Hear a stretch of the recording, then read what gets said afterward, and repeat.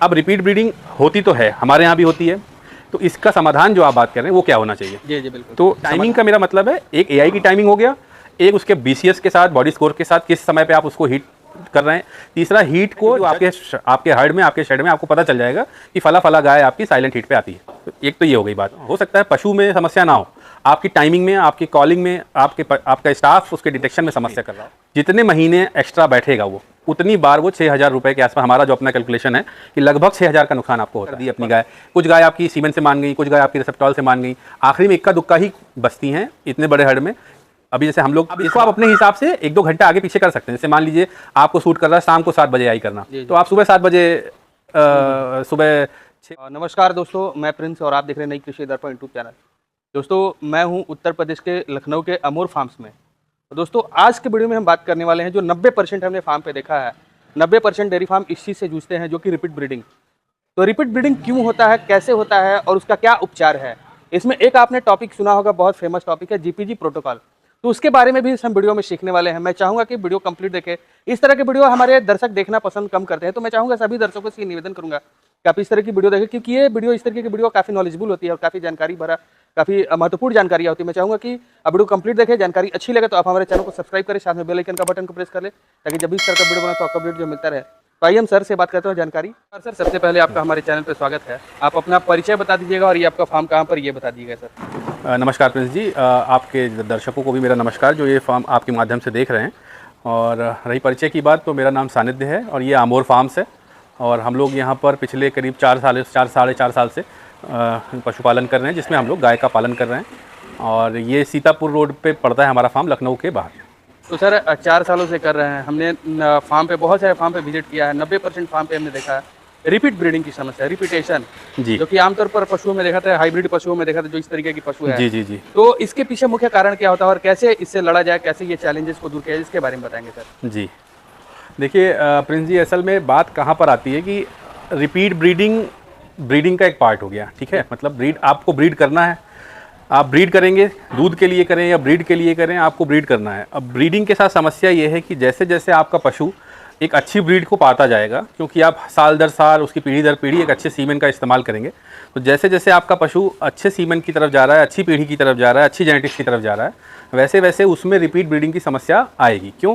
क्योंकि जो अच्छा सीमेन है, मेरा कहने का मतलब है, अगर मान लीजिए आप कन्वेंशनल सीमेन भी इस्तेमाल कर रहे हैं या फिर आप सेक्स सीमेन इस्तेमाल कर रहे हैं, तो उसका कंसेप्शन रेट ही अपने आप में पहले 30% के आसपास होता है। यानी कि आप 3 सीमेन लगाएंगे तो एक कंसेप्शन मिलने का चांस है। यानी 3 सीमेन लगाने का मतलब है कि आपकी जो हीट है, आपको लगभग पहली हीट तो छोड़ेंगे, अगर मान लीजिए बछिया का केस नहीं है तो, और बछिया का केस भी है तो भी हम लोग एक हीट तो छोड़ के चलते हैं।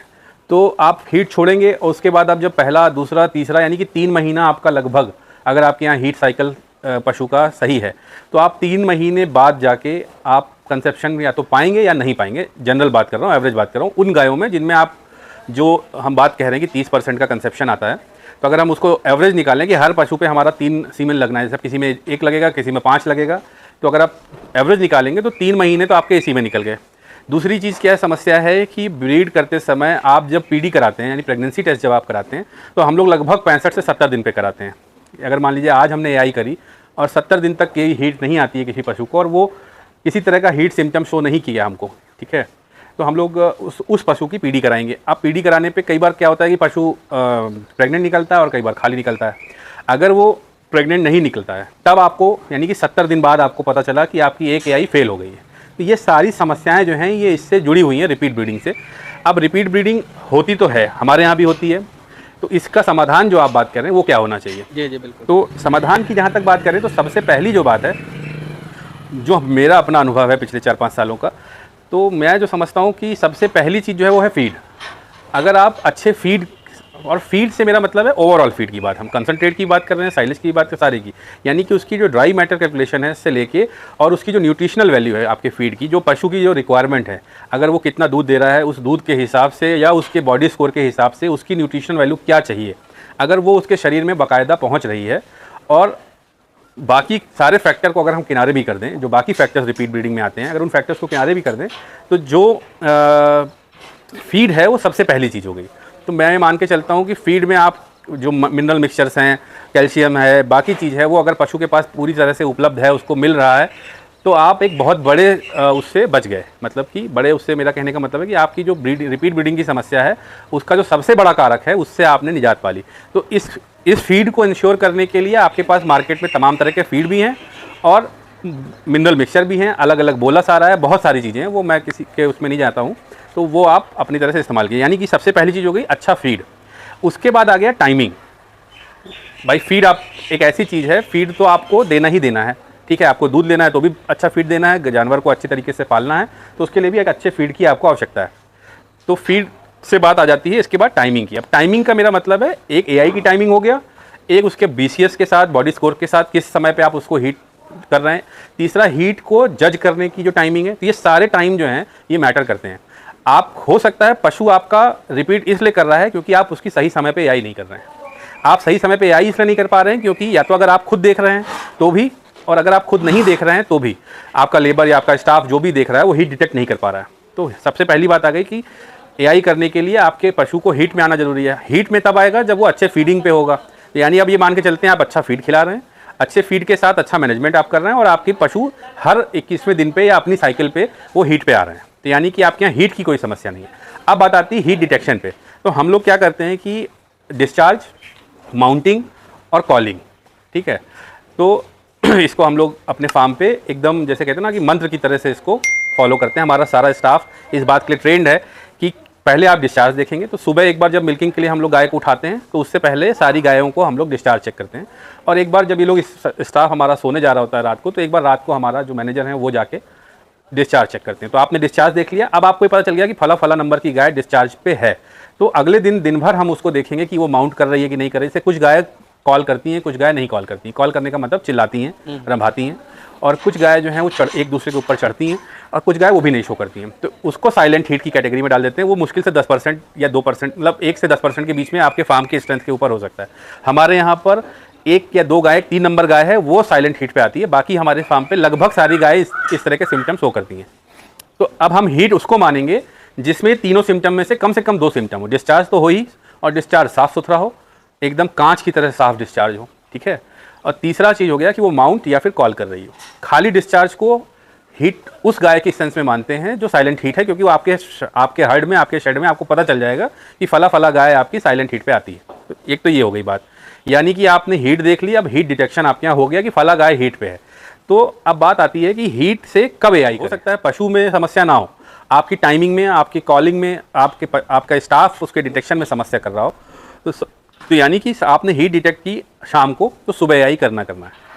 अगर आपने सुबह हीट डिटेक्ट करी तो शाम को एआई करना है। तो एक तो आप ये मान के चलिए कि सुबह और शाम, शाम और सुबह, इसको एकदम मंत्र बना लीजिए। इसका कोई रॉकेट साइंस नहीं है। कुछ लोग कहते हैं कि 24 घंटे पे करेंगे, कुछ पैरावेट आपके फार्म पे आते हैं और वो बोलेंगे अच्छी हीट नहीं है।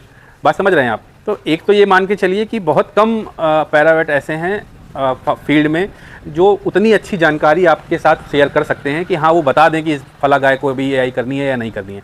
तो आप हर गाय के लिए पैरावेट पे अगर निर्भर रहेंगे या वेटनेरियन पे निर्भर रहेंगे तो आप वो निर्णय नहीं ले पाएंगे। बात समझिए। तो इसलिए कोई ना कोई थंब रूल लेके चलना पड़ेगा, और वो थंब रूल सुबह और शाम का थंब रूल एकदम सही है। क्यों? क्योंकि हो सकता है जिस समय आपने गाय को हीट पे देखा उससे 5 घंटा पहले, 3 घंटा पहले वो हीट पे आई हुई हो। जब आपके स्टाफ ने देखा तो आपने 3 घंटे तो वहाँ पे नुकसान कर दिए।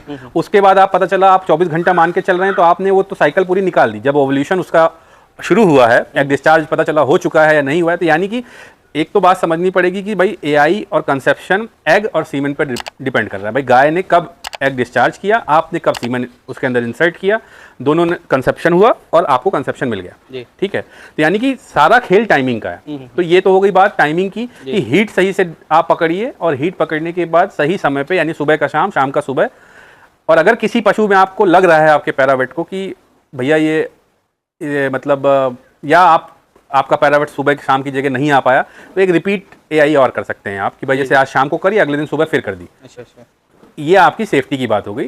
क्योंकि देखिए एक पशु अगर आपके 305 दिन के लैक्टेशन में जितने महीने एक्स्ट्रा बैठेगा वो उतनी बार वो 6,000 रुपये के आसपास, हमारा जो अपना कैलकुलेशन है कि लगभग 6,000 का नुकसान आपको होता है पर पशु पे। जैसे अगर मान के चलिए कि कोई पशु 305 दिन में आ जा रहा है, अगली बार वापस, मतलब 365 दिन में वो एक बच्चा भी दे रहा है, 60 दिन ड्राई पीरियड भी उसका अच्छे से निकल रहा है, अगर लैक्टेशन के लिए भी वो अच्छा रहेगा, तो वो आपकी प्रॉफिटेबल है चीज़। लेकिन अगर आप एक एआई मिस करते हैं, एक हीट मिस करते हैं, तो आपके साथ समस्या है। और आपको 90 दिन के अंदर काल्विंग के यानी बच्चा जनने के 90 दिन के अंदर आपके यहाँ कंसेप्शन आना चाहिए। ये आइडियल केस है। 90 नहीं आता है तो 150 के अंदर हम लोग मान के चलते हैं, जो हम अपने यहाँ देखते हैं कि भाई अगर आइडेंटिफाई कर रखा है कि भाई किसी गाय का क्या बिहेवियर रहा है, पिछली बियात में इसने कैसा किया है, 2 सीमन पे मान गई कि 1 सीमन पे मान गई, तो उन गायों को अलग करते हैं जो जल्दी कंसेप्शन पे आ रही हैं, और जो समस्या करने वाली हैं उनको अलग करते हैं, उनके ऊपर और फोकस होता है। इसके बाद आ जाता है कि अगर ये भी हो गया तो क्या करें। इसके बाद भी मान लिया बार बार एआई सही समय पे करते जा रहे हैं, हीट सही समय पे देख रहे हैं, फीडिंग आपके यहाँ अच्छा है, उसके बाद भी, तो उसके बाद हम लोग एक जीपीजी प्रोटोकॉल फॉलो करते हैं। तो जीपीजी कब फॉलो किया था? 2-3 बार के बाद, या जैसे जीपीजी हम अब आपका अपना अपना है यार, जैसे कैसे कौन क्या कर रहा है। हम लोग यहाँ पर क्या फॉलो कर रहे हैं कि जैसे 3 बार एआई हुई ठीक किसी गाय की, और अगर वो फेल करती है तो चौथी बार एक रेसेप्टॉल लगा के एआई करते हैं। कि रेसेप्टॉल एक हार्मोनल इंजेक्शन है, गायनारिच या रेसेप्टॉल जो भी आप लगा रहे हैं, और वो पशु के केस में बहुत सेफ माना जाता है। अच्छा। तो रेसेप्टॉल क्या करता है, आपके जो ओवल्यूशन है यानी एग डिस्चार्ज है उसको आपके सीमेन के सिलेक्शन के साथ, मतलब सीमेन जब आपने एआई करा और एग डिस्चार्ज के टाइम को मैच कर देता है। तो यानी कि एआई करने के 3 घंटे पहले, जैसे आप बाकी सारी प्रक्रिया सेम रहेगी, आपने हीट देखा सुबह, शाम को आपने एआई करना है, शाम को मान लेते हैं कि 5 बजे आपको एआई करना है, तो 3 बजे, 2 बजे, 2:30 बजे आप उसको एक रेसेप्टॉल लगा दीजिए और 3 घंटे के अंदर में उसकी एआई कर दीजिए। तो ये तो हो गया एक नॉर्मल प्रक्रिया, ये जीपीजी नहीं है, ये खाली आप रेसेप्टॉल लगा के काम कर रहे हैं। इसके बाद आता है कि ये भी फेल करता है, तब क्या करेंगे। तो अब बात ये कि आपने सेगमेंटेड कर दी अपनी गाय, कुछ गाय आपकी सीमेन से मान गई, कुछ गाय आपकी रेसेप्टॉल से मान गई, आखिरी में इक्का दुक्का ही बचती हैं इतने बड़े हर्ड में। अभी जैसे हम लोग इस बार अभी तक जीपीजी करने की नौबत नहीं आई है, पिछले साल हम लोग ने 1 गाय को या 2 गाय को किया था जीपीजी। तो अब की बार से एक बच्चिया हमारी हमको परेशान कर रही है, जबकि वो फर्स्ट टाइमर है, तो उस पर हम लोग तय है कि उसका जीपीजी करेंगे। तो अब जीपीजी क्या होता है, जीपीजी कुछ नहीं है, एक प्रोटोकॉल है जिसमें हम रेसेप्टॉल, वेटमेट और रेसेप्टॉल के इंजेक्शन का, एक तरह से आप ये समझिए कि गाय की जो साइकिल है, ठीक है, उस साइकिल को आपकी हीट के साथ मैच करके एआई करते हैं। तो पहले दिन यानी 0 दिन, जिस दिन आपने पहली दिन लगाया, इसमें टाइमिंग बहुत मैटर करती है। तो मैं कन्फ्यूज़न ना हो आपके व्यूअर्स को, तो उसके लिए मैं क्या कर रहा हूँ कि एक फेवरेबल टाइमिंग बता रहा हूँ। जैसे हम लोगों के फार्म पे हम लोग कोशिश करते हैं कि शाम के टाइम पे एआई हो जीपीजी की। शाम के टाइम पे इसलिए क्योंकि उस समय पैरावेट आसानी से उपलब्ध होता है। अब आप सुबह 4 बजे चाहेंगे तो आपके पास नहीं आएगा, 6 बजे चाहेंगे तो नहीं आएगा। तो कोशिश ये रहती है कि शाम के टाइम, अब जैसे शाम को 5 बजे के आसपास जब हम लोग जीपीजी करते हैं, तो शाम को 5 बजे के आसपास कोशिश करते हैं कि हमारा पैरावेट रहे। और 5 बजे जब मैं बोल रहा हूँ तो 5 बजे है। जीपीजी एक प्रोटोकॉल है जिसमें टाइमिंग आप मत ये समझिए कि वो एकदम नियम है जिसको फॉलो करना ही करना है। तो आप सुबह 6 बजे रेसेप्टॉल लगाएंगे पहले दिन, 0वें दिन मान लेते हैं उसको, और 7वें दिन फिर वेटमेट लगाएंगे। अच्छा। और फिर 9वें दिन रेसेप्टॉल लगा के शाम को एआई कर देंगे।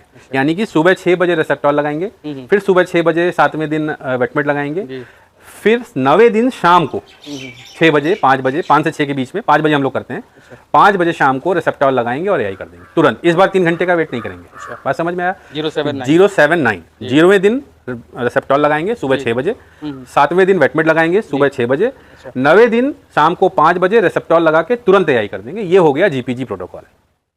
तो क्या ये 100%? अब इसमें 100% नहीं है, इसमें एक चीज मैं बताना भूल गया, कितने ml लगाएंगे। तो वेटमेट तो 2 ml लगता है, रेसेप्टॉल जनरली 2.5 ml लगता है। जैसे इससे पहले जो हम आपको बता रहे थे कि जब जीपीजी नहीं करते हैं रेसेप्टॉल लगाते हैं तो 2.5 ml लगाते हैं।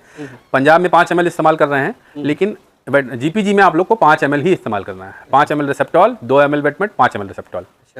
0, 7, 9 9वां दिन बस ध्यान रखना है कि उस दिन शाम को करना है। बाकी दिन आपको सुबह 6 बजे, शाम को 5 बजे, ये टाइमिंग है। अब इसको आप अपने हिसाब से 1-2 घंटा आगे पीछे कर सकते हैं। जैसे मान लीजिए आपको सूट कर रहा है शाम को 7 बजे एआई करना, तो आप सुबह 7 बजे, सुबह 6 बजे की जगह सुबह 7 बजे आप अपना रेसेप्टॉल लगाइए, फिर सुबह 7 बजे वेटमेट लगाइए और शाम को 6 बजे एआई कर दीजिए। तो ये है जीपीजी प्रोटोकॉल। रही बात इसमें कंसेप्शन की, तो इसमें 2 समस्या खत्म हो जाती है। एक वो गाय जिसकी हीट आप नहीं पकड़ पा रहे हैं, साइलेंट हीट है, हीट आ ही नहीं रही है, ठीक है, और आपकी फीडिंग अच्छी है। हीट ना आना पहला कारण फीड है। आप अच्छा फीड, गाय दूध दिए जा रही है, उसके शरीर से न्यूट्रिशंस जो हैं वो दूध के रास्ते और बाकी जगहों से आपको न्यूट्रिशन, उसके जो भी न्यूट्रिएंट वैल्यूज़ हैं, उसके पास माइक्रो न्यूट्रिएंट्स हैं, कैल्शियम है, सब चला जा रहा है। लेकिन आप उसको फीड के थ्रू बाकी चीज़ें नहीं दे पा रहे हैं, तो उसका बॉडी स्कोर गड़बड़ होगा। उसके आपने उसको बाकी चीज़ खिला रहे हैं, जैसे एनर्जी की चीज़ें खिला रहे हैं, तो उससे क्या होगा, गाय देखने में आपको कभी कमज़ोर नहीं लगेगी, लेकिन उसके शरीर में पोषक तत्वों की कमी हो जाएगी, ठीक है। तो वो गाय आपकी परेशान करेगी आपको। तो जो जीपीजी है उसमें लगभग ये मान के चलिए कि 90 से 95% समस्या आपकी खत्म हो जाती है। इसके बाद और भी प्रोटोकॉल्स हैं, बट अभी इतना ही रखिए क्योंकि ज़्यादा बताएंगे तो लोग क्या करते हैं ना कि वो जीपीजी पता चला फेल किया तो अगले में चले गए। भाई जीपीजी 2 बार कर लो, जी जी। क्यों उस तरफ जाना। तो ये मेरे ख्याल से इतना सफिशिएंट रहेगा। दूसरा ये भी एक बात मतलब पूरी रिपीट से इसका लेना देना नहीं है, एआई से या कंसेप्शन से लेना देना है कि बहुत ज़्यादा बॉडी स्कोर के पीछे नहीं भागने। जैसे आप बहुत खिलाने के पीछे अगर भागेंगे तो आप ये मत समझिए कि आप ज़्यादा खिला देंगे या ज़्यादा अच्छा शरीर उसका बनेगा पशु का तो वो अच्छा कंसेप्शन लेगी, बल्कि इसका उल्टा है। और अभी तो थोड़े दिन पहले मैं एक रिसर्च पढ़ रहा था, मैं नाम भूल रहा हूँ उसका, एडवर्ड या क्या हाइपोथेसिस बोल रहे थे उसको, और उसमें उन्होंने 7-8 पॉइंट बताए थे कि कैसे, बल्कि उसमें वो थ्योरी ये थी या रिसर्च ये थी कि नॉर्मल कंसेप्ट जो कन्वेंशनल सीमेन है, मतलब नॉन सेक्स सीमेन जो है, उससे बछिया किस तरह से लिया जाए। ठीक है, तो उसमें उन्होंने एक बात ये मेंशन करी थी, 7 पॉइंट, अब मैं नहीं मतलब इस समय रिकॉल कर पाऊँगा, मैंने नोट किया हुआ है। तो उसमें एक बात ये ज़रूर थी कि आपकी जिस समय एआई आप कर रहे हैं अपने पशुओं का, उस समय कोशिश करिए कि उनका फीड इनटेक कम कर दिया जाए थोड़ा सा। तो एक ये भी बात है, जैसे बच्चियों में तो ये चीज़ हम लोग ने करते हैं, जो हमारी फर्स्ट टाइमर है, और कोशिश करते हैं, हमारे यहाँ से सेक्स सीमेन हम लोग बच्चियों में इस्तेमाल करते हैं। तो बच्चियों में जिस समय उनकी एआई की एज आती है, जैसे हम लोग उनको खिला रहे हैं, जैसे वो 300-350 क्विंटल के आसपास पहुँच रही है, किलो के आसपास पहुँच रही है, 13 महीने में हम लोग का टारगेट होता है कि 350 किलो वो पहुँचे, और फिर हम लोग एआई के टाइम पे उसको डाल देते हैं। 13 महीने बाद एआई करना हम लोग शुरू कर देते हैं, मतलब जन्म से 13 महीने। तो जब वो एआई करना हम लोग शुरू करते हैं, जैसे अभी ये हमारा जो सेक्शन है, इसमें हम लोग बच्चियाँ पहले वहाँ पे रहती है, फिर इधर आ जाती है। तो जो यहाँ आ गई, उसका फीड हमारे यहाँ वहाँ जो खा रही थी उससे आधा किलो कम रहता है। तो हम लोग ये कोशिश करते हैं और उसका हमको रिजल्ट अच्छा मिलता है। चलिए सर, काफ़ी अच्छी आपने जानकारी दी हमारे दर्शकों को, इसके लिए आपको बहुत बहुत धन्यवाद सर। आपका